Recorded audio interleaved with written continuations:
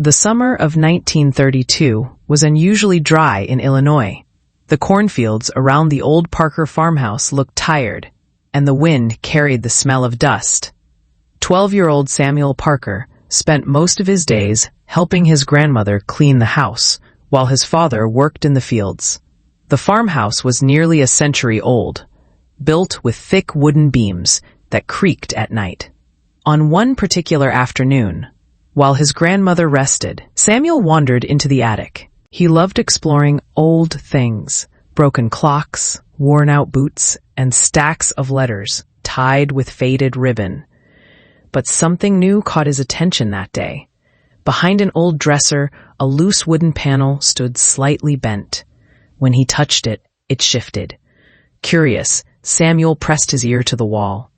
Something rattled inside, something solid. His heart raced. Using an old iron rod, he pried the panel open.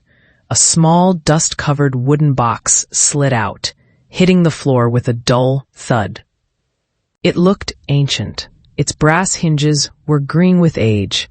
Samuel knelt, wiped away the dust, and slowly opened the lid. Inside lay a single envelope wrapped in cloth. On the front, written in elegant cursive, were the words, "To Thomas Parker. Keep this safe." Samuel frowned. Thomas Parker. That was his great-great-grandfather's name. A man almost no one in the family talked about anymore. He unwrapped the cloth and froze. The letter inside was signed, A. Lincoln. His hands trembled. Abraham Lincoln. The Abraham Lincoln. He whispered to himself, "This can't be real." But it looked real. The aged paper, the ink strokes, the delicate signature. And when he carefully unfolded it, he realized this was no ordinary letter. The words that changed everything. The letter was dated Springfield, 1860, months before Lincoln became president. His voice came alive on the faded paper. He wrote about fear. Fear of a tearing nation. Fear of hidden enemies determined to stop him. Fear that America might fall apart. Lincoln mentioned receiving threats, warnings that certain groups wanted to silence him before the election. And then came the most shocking part. If I should fall before my work is done, protect this country in whatever way you can. America will not survive on leaders alone. It will survive on ordinary men like you. Samuel felt cold. Why would Lincoln write this to his own ancestor? He read further. They may stop a man, but they cannot stop a nation awakened by courage. The letter ended with a line that felt timeless. History belongs not only to those who shape it, but to those who protect its truth. Samuel stared at the paper for a long moment. This wasn't just a letter. It was a message across time. The family secret. Samuel ran downstairs. Grandma, you need to see this." His grandmother, Eleanor Parker, adjusted her glasses and took the letter with trembling hands. As she read, tears slowly formed in her eyes. "I knew it," she whispered. "Your great-great-grandfather, he always told us he had guarded a secret for a great man. We never believed him." Samuel was stunned. "Why didn't you tell me?" "Because we thought it was just stories. Tales passed down through the family. We never imagined this." She held the letter against her heart. "Your ancestor, Thomas Parker, lived near Springfield. He worked at a printing shop. He once assisted a tall lawyer named Lincoln with the printing of certain speeches. They became friends, or something close to it." Eleanor looked up at Samuel with watery eyes. "But when the threats came, Lincoln trusted a few humble men to safeguard important writings. Your ancestor must have hidden this letter during the Civil War. Maybe he feared it would be discovered." Samuel felt chills. He wasn't just holding history. He was holding a responsibility. The news spreads. Within a week, a local historian arrived. Then two. Then reporters. Soon, the quiet Parker farmhouse became a place of curiosity. Photographs were taken. Experts examined the ink, the handwriting, the paper texture. Some believed the letter was authentic. Some doubted it, calling it family legend. But every person who read it felt something, a sense of gravity, of purpose, of vision. One professor told Samuel, "Whether your letter is genuine or not, the message is powerful. Many Americans today need to hear words like these." Samuel nodded. He knew that was true. A voice awakens. Samuel had always been a quiet boy, shy in front of people. But this letter changed him.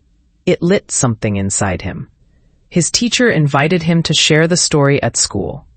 Samuel walked to the front of the classroom, clutching the letter, his voice shaking. But as he read Lincoln's words, the room fell silent. Kids who never cared about history leaned forward, listening as if transported to another time.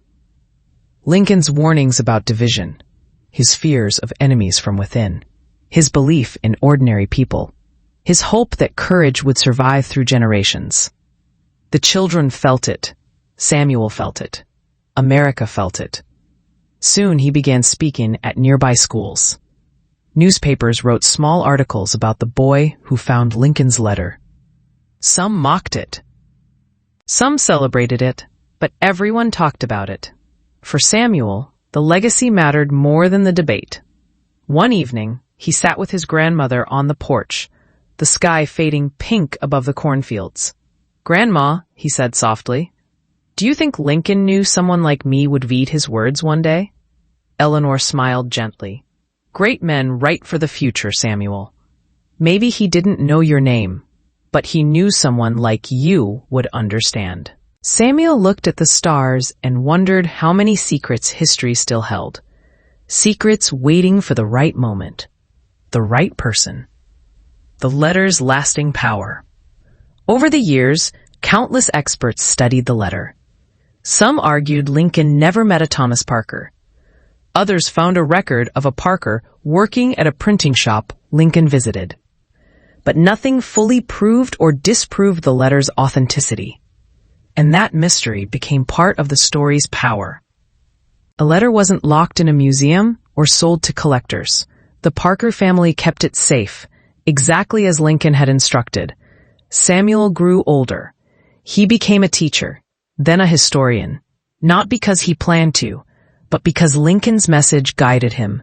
He spent his life teaching students that history wasn't just facts.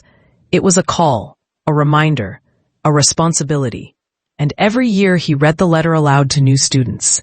Some cried, some felt inspired, all remembered it. The letter continued to echo one truth. America survives through the hands of ordinary people who stand up when it matters most. The legacy lives on. Today, nearly a century after Samuel found it, the Parker letter still sparks debate. Some say it's a lost treasure of American history. Others say it's a brilliant family myth. But one thing is certain. It changed the life of a boy who believed he was ordinary and made him extraordinary. And maybe, just maybe, that is exactly what Lincoln intended. Because in every struggle, every crisis, every uncertain moment of American history, one lesson remains true. The strength of a nation does not come from its leaders alone.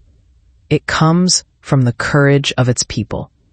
And somewhere in an old farmhouse in Illinois, the letter still rests in its wooden box. A quiet reminder that even in the darkest times, a few words can light an entire nation.